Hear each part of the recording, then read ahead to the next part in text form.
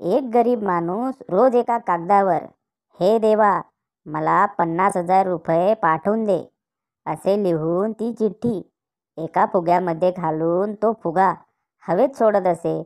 तो फुगा एका ग्रामपंचायतीच्या वरून उडत असे आणि तेथील सरपंच रोज तो फुगा पकडून ती चिठ्ठी वाचत असत आणि त्या माणसाच्या साधेपणाला हसत असत. एक दिवस सरपंचांनी त्या गरीब माणसाची मदत करण्याचा विचार केला.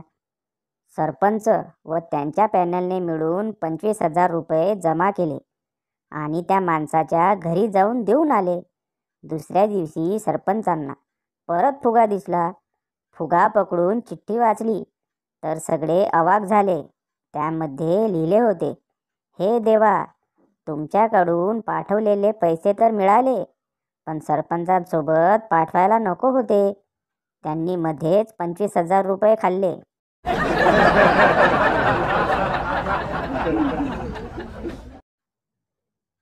मी नमस्कार, तो 500 वेळा नमस्कार. मी कसा आहेस, तो 500 वेळा मस्त आहे, एकदम ठणठणीत.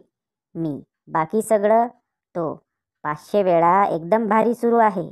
आणि तुझं, मी 500 वेळा लाज वाटत आहे स्वतःची, जे तुझ्याकडून 500 रुपये उधार घेतले होते.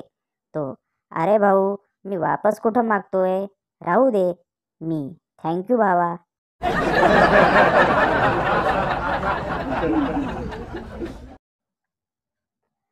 पहले लोग सुबह सुबह लोटा लेकर जाते थे, अब हमारा देश बदल रहा है, अब मोबाइल लेकर जाते हैं.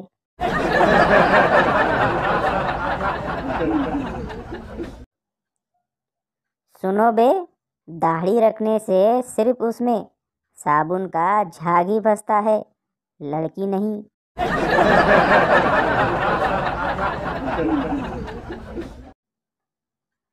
पत्नी ही अर्धांगिनी असते, तिला अर्धीच माहिती द्या, सुखी राहाल.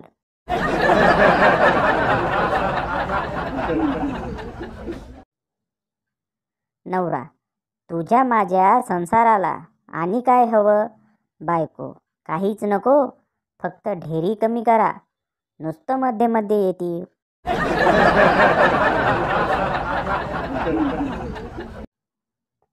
शिक्षक, तुझे आणि तुझ्या वडिलांचे नाव सांग बघू.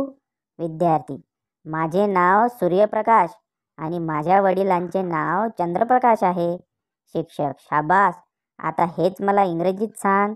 विद्यार्थी, my name is sunlight and father name is moonlight.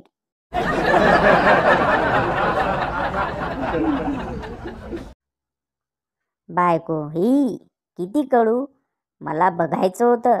तुम्ही पुरुष हे पिता तरी कसे?